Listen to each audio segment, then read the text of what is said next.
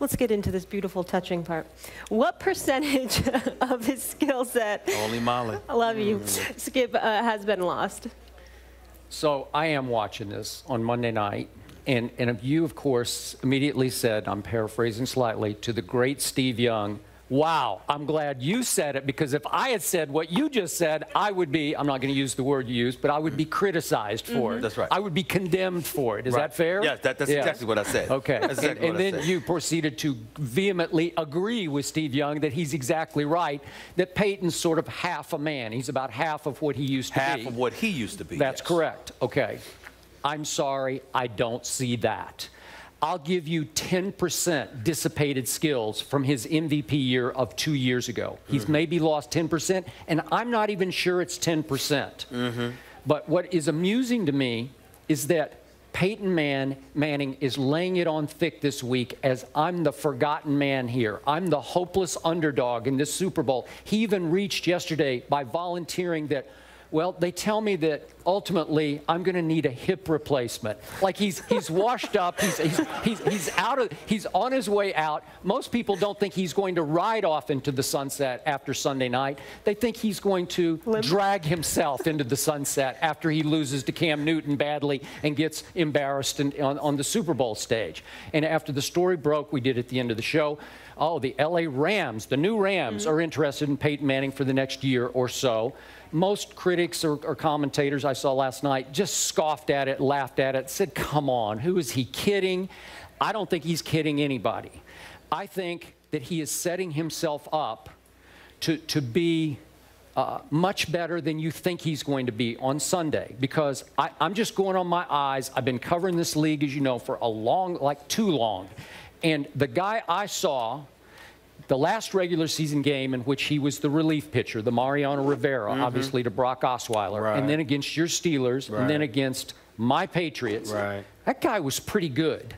And again, arm strength, he never had any arm strength. It was why, if we can go back to that draft, it was why half of the NFL thought Ryan Leaf should go ahead of Peyton Manning in the draft. Much bigger arm, much stouter, much stronger, plays quarterback like a linebacker out of Washington State. Remember all that? Because I was caught up in it. I became a Ryan Leaf fan because I talked to so many coaches who said, oh, he's much better than Peyton. He's more accurate. He's got a cannon. Peyton never had a cannon. He did it mostly up here. He did it on anticipation. He could throw it and know it before the DB knew it and was able to react to it. So what am I missing here? Because we talked about against your Steelers, they had 6 or 7 drops, whichever it was. He still threw for 222 that could have easily been 300 yards. Absolutely. And the 2 touchdown passes he threw against my Patriots 2 weeks ago were vintage Peyton. And if I could, real quick, before I hand off to you, that throw he made that turned around the game against the Steelers, that 3rd and 12 from his 23 to Benny Fowler, could we see that play real quick? This is a cannon shot by Peyton Manning standards of any year of his career. It would have been a cannon shot when Peyton was a rookie.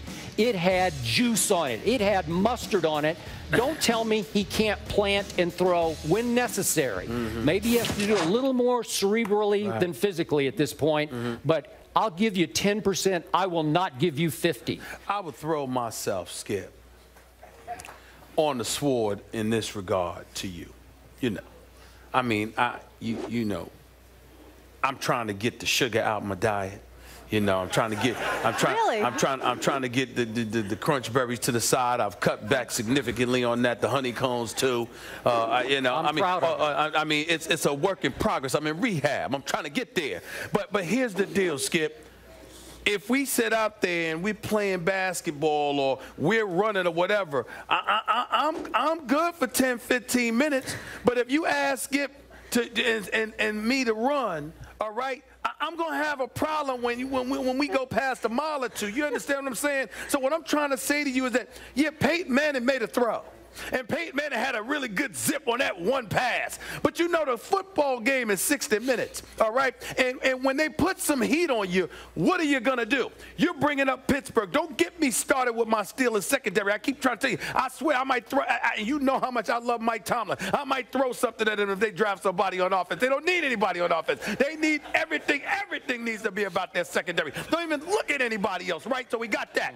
You go against the New England Patriots in the AFC Championship game. They've had some injuries that they had to deal with. Plus, their defense was really carrying them because they were all over Tom Brady and Amendola and Edelman coming over the middle, and they were popping them silly. So, in other words, you had opportunities because outside of that first quarter, Peyton Manning and that offense didn't do much for the last three.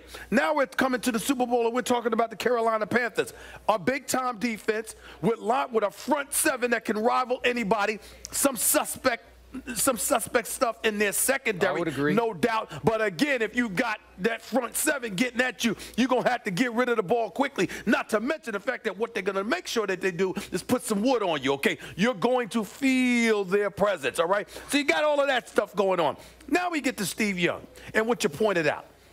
What is Steve Young? I mean, I'm sorry, Super Bowl champion, you're in the Hall of Famer. See, you know a thing or two. What did he highlight in that very video that they showed with us on SportsCenter? He was talking about, on the video, Peyton Manning's feet, how he can't put his foot down, he can't plant it, he's tippy-toeing it, puts very, very little pressure on it or whatever. I'm saying to you, it might be a split second or so, the difference between what you're seeing and what he and others are seeing. Nothing big, because like you said, you've been covering the NFL longer than most of us, or practically all of us. What I'm saying to you is this.